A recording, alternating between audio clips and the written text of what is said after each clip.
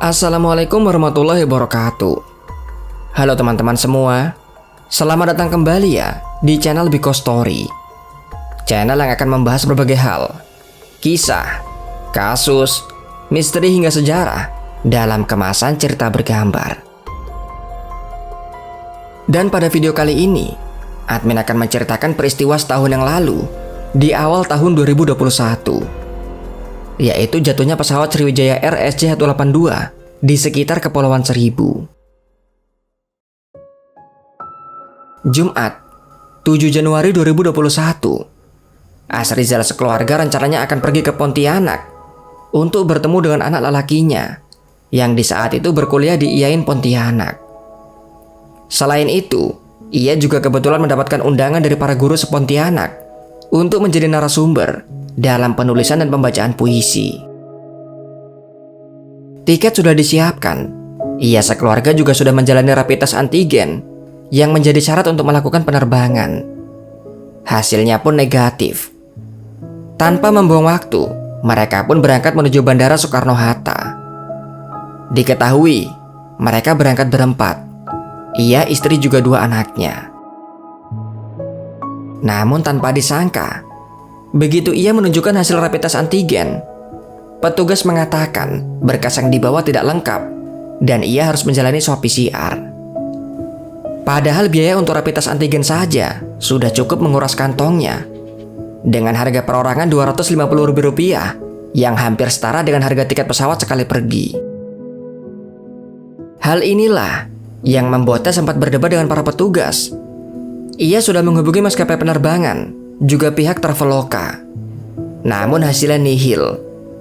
Lebih dari itu, tiketnya pun akhirnya hangus karena lamanya pengurusan berkas.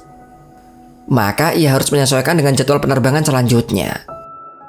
Dan penerbangan yang tersedia adalah pesawat Sriwijaya Air SJ182 dengan rute Jakarta Pontianak. Penerbangan itu dijadwalkan pada tanggal 9 Januari 2021. Lama menimang-nimang, pikiran Asrizal kacau, memikirkan dana yang semakin membengkak. Bukan hanya harus membeli tiket Sriwijaya, tetapi juga harus menjalani swab PCR yang harganya jauh lebih mahal dari tiket pesawat. Bila hasilnya 24 jam, maka harganya Rp1.200.000 per orang. Sedangkan 2 kali 24 jam sebesar Rp800.000 per orang. Hal yang membuatnya sangat dilema, karena ia juga harus memperhitungkan kebutuhan saat di Pontianak. Berbeda hal dengan dirinya, kedua anak gadisnya masih bersemangat untuk tetap terbang dengan Sriwijaya Air. Namun apa daya, mempertimbangkan dana yang tersedia, ia pun akhirnya membatalkan penerbangan dan dengan kecewa terpaksa pulang kembali ke rumah. Itulah yang juga dialami oleh Vera Gusman dan anaknya. Vera bahkan sudah membeli tiket pesawat dan seharusnya terbang menggunakan Sriwijaya Air. Berangkat dari Bandung menggunakan bis, ia juga sudah membeli begitu banyak oleh-oleh yang akan dibawa ke Pontianak. Namun ia kaget. Di tanggal 9 Januari, tepat di hari itu, mulai berlaku aturan baru bahwa tes swab hanya berlaku selama 3 hari. Berbagai upaya pun ia lakukan agar bisa tetap terbang, namun hasilnya nihil. Dengan perasaan jengkel dan kecewa, ia pun kembali ke Bandung bersama dengan anaknya. Rupanya pada penerbangan kali itu, ada beberapa orang yang batal terbang, yang hampir semuanya karena masalah rapid test. Sebut saja Paulus Julius Kolo, juga seorang wanita tua bernama Osneti. Ada pula Atma Budi Wirawan, yang bahkan mengajak 8 anggota keluarganya. Mereka semua terkendala dengan rapid test. Beda halnya dengan keluarga Kusmiati. 8 orang yang harusnya berangkat terbang akhirnya batal karena mendadak ada urusan di rumahnya. Namun di balik batalnya keberangkatan itu, rupanya ada rencana lain dari Tuhan untuk mereka. Hal yang tak ternilai dan akhirnya mereka syukuri. Penerbangan Sriwijaya Air SJ182 dipimpin oleh Kapten Afwan. Pesawat lepas landas dari Bandara Soekarno-Hatta dengan membawa 62 orang. Terdiri dari 12 awak kabin, 40 penumpang dewasa, 7 penumpang anak-anak, dan juga 3 bayi. Keberangkatan sebenarnya sempat delay selama 30 menit dikarenakan cuaca yang buruk. Namun setelahnya, pesawat pun terbang tanpa kendala. Hingga pukul 17.24 sore hari, terjadilah keanehan, di mana pesawat sudah tidak terdeteksi di flight radar 24 dan rute pesawat terhenti sampai di atas Kepulauan Seribu. Beberapa informasi yang diketahui, pesawat di saat itu melewati ketinggian 11.000 kaki. Tetapi dalam data tersebut, ketinggian pesawat hilang begitu saja.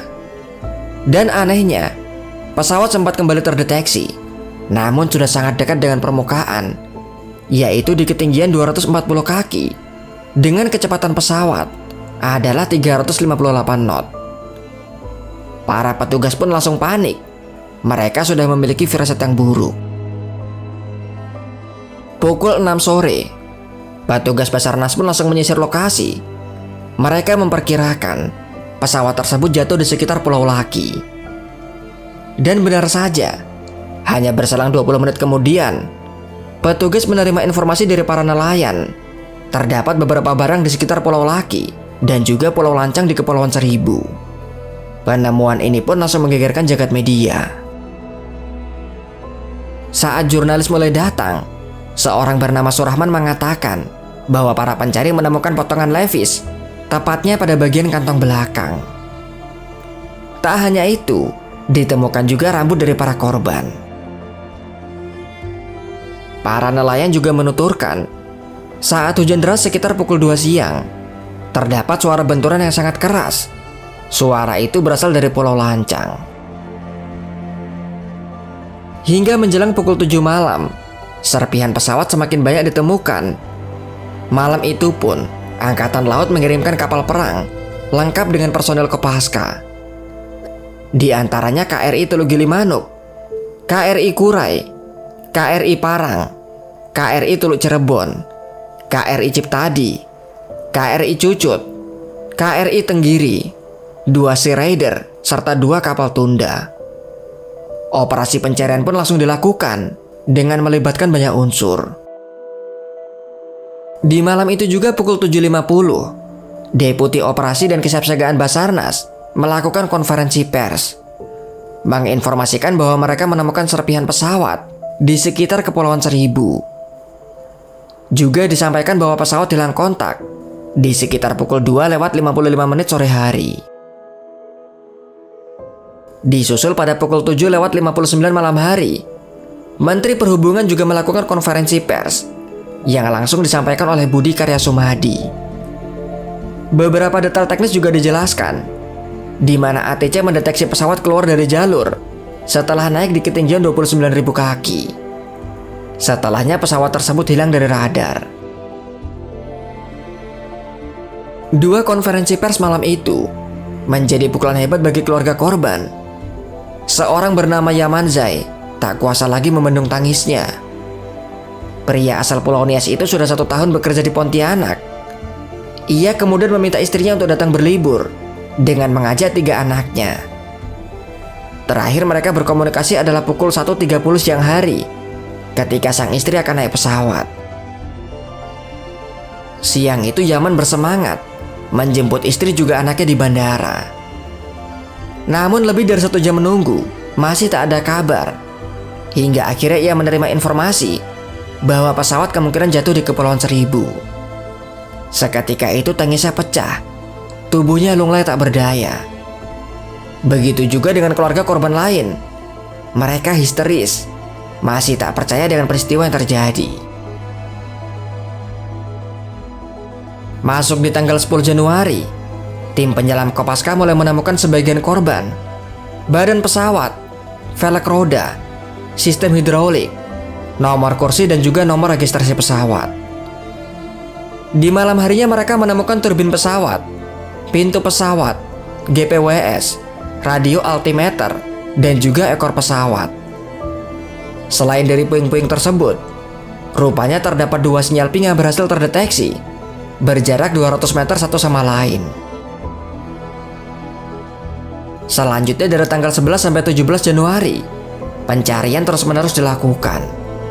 terutama untuk mencari kotak hitam yang menjadi kunci jatuhnya pesawat. Di saat itu komponen FDR sudah berhasil ditemukan, namun memori CVR masih belum berhasil ditemukan. Meski demikian, tim KNKT berhasil mengumpulkan beberapa fakta, di mana tenaga mesin pesawat bagian kiri mengalami throttle, sedangkan mesin bagian kanan masih normal. Hal ini mengakibatkan pesawat berbelok ke kiri secara perlahan. Di ketinggian 10.000 kaki, pesawat mulai turun dan autopilot terdeteksi tidak aktif. Pesawat kemudian terdeteksi menukik 10 derajat, dan 20 detik kemudian FDR sudah berhenti merekam. Untuk analisa cuaca oleh Lapan, mereka mengatakan bahwa cuaca normal dan tidak menunjukkan keadaan ekstrim, sehingga dipastikan penyebabnya bukan karena faktor cuaca. Tanggal 24 Januari 2021, total korban yang sudah teridentifikasi berjumlah 53 orang yang berasal dari 325 kantong potongan tubuh. Identifikasi dikatakan sangat akurat karena menggunakan pembanding DNA dari ibu kandung dan juga ayah kandung. Tim gabungan juga berhasil mengumpulkan 68 kantong serpihan kecil pesawat dan juga 55 bagian badan pesawat. Atas peristiwa ini, pihak Sriwijaya Air memberikan kompensasi kepada keluarga korban sebesar 1,25 miliar rupiah per penumpang. Hal itu sesuai dengan Peraturan Menteri Perhubungan Nomor 77 Tahun 2011.